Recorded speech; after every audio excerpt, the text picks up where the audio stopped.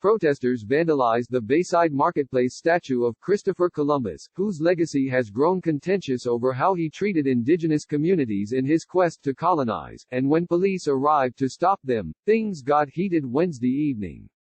7 people were arrested for the vandalizing of the statue, Miami police said. Using surveillance cameras, police saw and identified the 7, who were not named, spray paint 2 statues, one of Christopher Columbus and the other of Juan Ponce de Leon, outside of Bayside Marketplace, 401 Biscayne Boulevard. A hammer and sickle were on of the things spray painted onto them, police said. While trying to arrest the vandalizers, police said officers were assaulted and a police car was damaged. One woman was thrown to the ground in the melee. Police decided to bum rush the kids on skateboards, said Erica Clark, a Miami resident who was part of the protest. Quote, Everybody got upset because it didn't take that many cops for one kid, so everybody bum rushed the cops to get them off of the one kid. Police called the 7 arrested violent protesters and said no peaceful protesters were arrested. In the city of Miami, we support peaceful protests, but there will be zero tolerance for those who hide behind the peaceful protesters to incite riots, damage property, and hurt members of the public or our officers, Miami police said in a release. Confederate and Columbus monuments have been targeted in recent weeks amid the protests after the death of George Floyd, the 46-year-old unarmed black man who was killed on Memorial Day after a Minneapolis cop pressed his knee to his neck for nearly 9 minutes. The cop, Derek Chauvin, has since been fired and charged with unintentional second-degree murder and second-degree manslaughter, as well as third-degree murder. In Richmond, Virginia, protesters toppled a Columbus statue Tuesday and set it ablaze. In Boston, a Columbus statue was beheaded. On Wednesday, a rally at the Minnesota State Capitol resulted in a statue of Columbus being lassoed and yanked to the ground, according to CNN affiliate WTVR. Columbus is credited with discovering the New World, but he also killed and enslaved indigenous people of the Americas. That man literally has blood on his hands. Us putting the fist on his chest and the blood on his hands is symbolic, one protester told the Miami Herald. For years, Native American advocates have urged states to change Columbus Day to Indigenous Peoples Day. During the Wednesday protest, Miami protesters tagged the Bayfront Park Columbus and Juan Ponce de Leon statues with the letters BLM, Black Lives Matter, George Floyd, and a Soviet hammer and sickle. The crowd quickly broke up as police responded.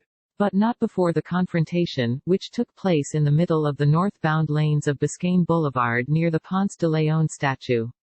Protesters tried blocking police vehicles from leaving, which escalated the tension.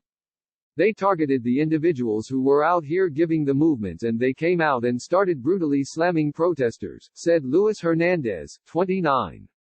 It definitely seemed like it was planned, 100%, added Jonathan Vale, 30. They knew who they were targeting. They went specifically to the 5 people who were leading the march. The protest, billed as No Justice, No Peace, began around 5 p.m. at the Freedom Tower in downtown Miami, with about 50 to 60 people marching over to Bayside. It was peaceful until the police arrived with clubs, helmets and shields. Earlier in the evening, chants of Black Lives Matter and No Justice, No Peace punctuated the sounds of skateboards gliding across the pavement. As the chants died down, hip-hop and excerpts of the Reverend Martin Luther King's speeches blared from a speaker. Local skateboarders organized the protest to honor Israel Rifa Hernandez, an 18-year-old graffiti artist who died after being tased by Miami Beach police in August 2013.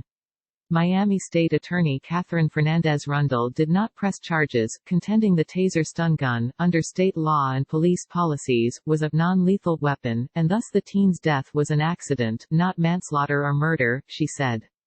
The vibe was far mellower earlier in the afternoon during a car caravan that ran from North Miami Beach to North Miami. At least 40 cars bearing signs supporting the Black Lives Matter movement lined Northeast 19th Avenue. In the distance, speeches with the words, justice, accountability, and equality, could be heard. The demonstration, organized by Haitian American Historical Society CEO Elizabeth Ginty, saw drivers journey about 4 miles from North Miami Beach to the North Miami Police Station. It's time for reform, former state senator Daphne Campbell, a Democrat who had represented the area, said before the demonstration. It's time for police to realize Black Lives Matter. Speeches from city officials and police chiefs bookended the North-Dade demonstration. We're not going to let the behavior of a cop in Minneapolis destroy the relationship that we have with the North Miami Police and North Miami Beach Police, North Miami Mayor Philippe Bien-Aimé told the crowd. The rally was designed to show unity between the local police departments and the Black community. As the cries for defunding police departments continue to swell, Ginty and others dismissed that sentiment. I think we need a balance, Ginty said.